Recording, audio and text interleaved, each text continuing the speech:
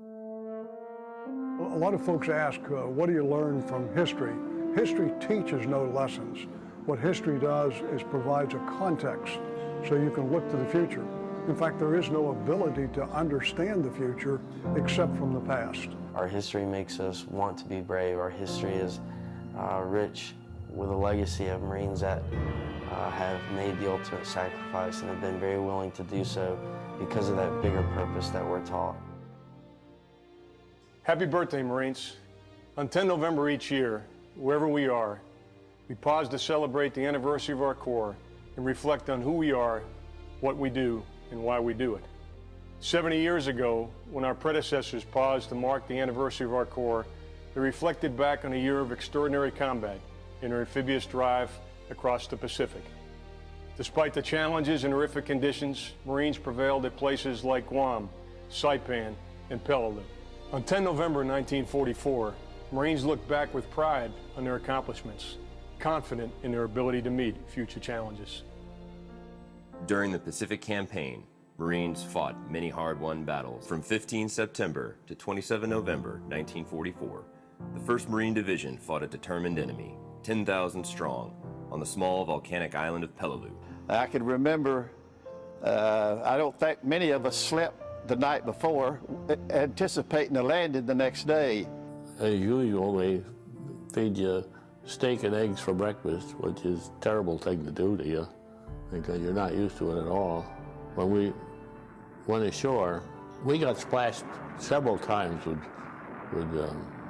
near misses. I was up on deck through the night, and I remember seeing a crossfire of anti-aircraft fire in the sky like this, and all of a sudden it blistered into flames, and I saw my first airplane shot down.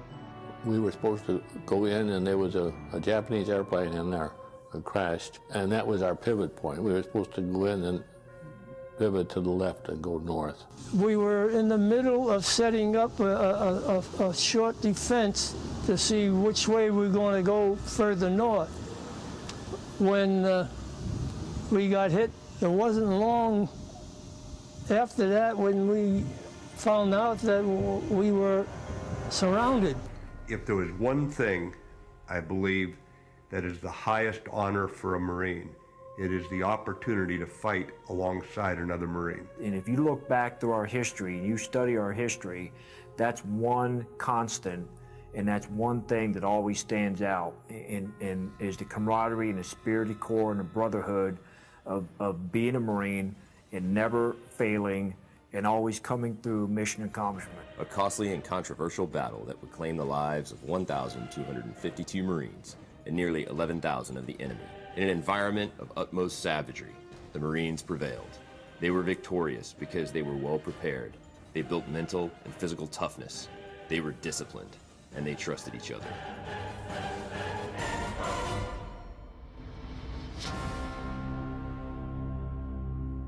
In 2004, 20,000 Marines deployed to the Anbar province in Iraq. Many Marines spent that birthday in combat at places like Ramadi, El Khan, and Fallujah. Marines would once again find themselves sent to root out an entrenched and determined enemy, this time in the insurgent stronghold of Fallujah, Iraq. It was some of the heaviest urban combat Marines have been involved in since Way City, 1968. We received our mission statement as to what we were supposed to do when we entered the city of Fallujah. And pretty much it was eliminate all threats for the most part in a nutshell. They had already received a warning of anyone that's left in the city would be considered combatants or whatever the case may be. And our mission was pretty much to clear the city of Fallujah to return it to the people. During the course of that battle, when I was trapped and wounded, bleeding out inside the house, if I ever had any doubts during that period of making it out alive or making it out of that building, I always knew without any doubt whatsoever that I would make it out, because those Marines that were a part of that unit, I just had that much confidence in them and their abilities that they would somehow figure out a way to find a way to never leave Marine behind. It's that camaraderie that makes us elite. It's the whole combined arms team. So here we are as a tank company. We couldn't move forward without the infantry to our left, to our right. We couldn't move forward without the logisticians supporting us, the fuel, the trucks, the bulldozers, the close air support, the artillery support as we were getting, the mortars. It all came together, and I think every Marine in that city felt that. They understood that. The Marines who fought in the Battle of Fallujah were 100% warriors. They should always be proud of the jobs they did and how well they performed and who they were and what they stood for. And like all times in history, through all generations of the Marine Corps, those young Marines stepped up to the plate and executed and overcame great odds to become victorious in the end. I think I would rather fight in the jungle, not PELELIU type of jungle, but like rather on Guadalcanal type of jungle or the Korean type of war than Fallujah. What I know about it, the door-to-door stuff, you don't know who your enemy is. That'd be nerve-wracking. We at least knew where our enemy was most of the time. Like PELELIU, the battle for Fallujah was the bloodiest of the Iraq War. Coalition forces suffered more than 100 killed and 600 wounded.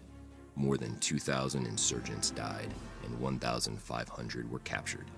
Looking back at our history, whether Marines are storming beaches in World War II or Marines are patrolling the streets of Iraq, our warrior mentality, what we stand for, our customs and courtesies, our love for each other, our love for the Marine Corps, and our history since the founding of this nation, the people that we've protected, and the ideas and the freedoms that we've fought for.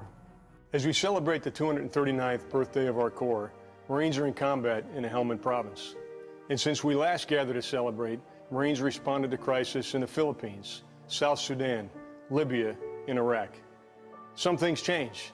This year found us in different climes and places than our predecessors. Our organization, our equipment, and our training have certainly changed since World War II. What we do in recruit training, whether it's San Diego or Paris Island, what we do at Quantico in terms of training our officers and later all of our Marines, it instills something into each of us that's hard to explain. I've lived on the side of civilian and child of the Marine Corps, so going in and gonna hopefully become a Marine myself, I know that the Marine Corps will properly train me for whatever situation is thrown my way. That's never been a question. You know, they're the best of the best. Honor, courage, and commitment means to me that I'll be able to wear the title United States Marine on my shoulders for the rest of my life, no matter how long I'm in the Marine Corps, if it's 4 years or 20 plus. I joined the Marine Corps because I wanted to accept the challenge. Nobody thought I could do it, so it was to prove myself and everybody else wrong. As I look at and talk with some young Marines today, it's obvious that they're as eager to be a Marine as I was, and that makes me feel good. The equipment of today that they have to fight with is awesome. We've learned lessons going back from hand-to-hand combat in World War I to the house-to-house fighting in Way City in Vietnam. And so, you know, as long as we keep up with the lessons that we've learned from the Marines that come before us, we should be just fine. Some things never change. Marines attack this year's challenges with the same courage, commitment, loyalty, self-sacrifice, and adaptability as their predecessors at PELELIU and Fallujah. For that reason, on 10 November 2014, we Marines can look back with pride in our accomplishments, confident in our ability to meet future challenges. Marines are something special. They have a commitment to being at their best when the times are at their worst. They have a commitment to being the most ready when the nation's least ready. They have a commitment to each other that even at the cost of their own lives, they will stand by each other no matter what is going on a battlefield.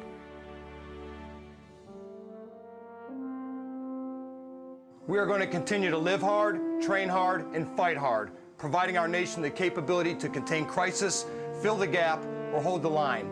And like yesterday, we are ready to leave tonight. Happy birthday, Marines, and Semper Fidelis.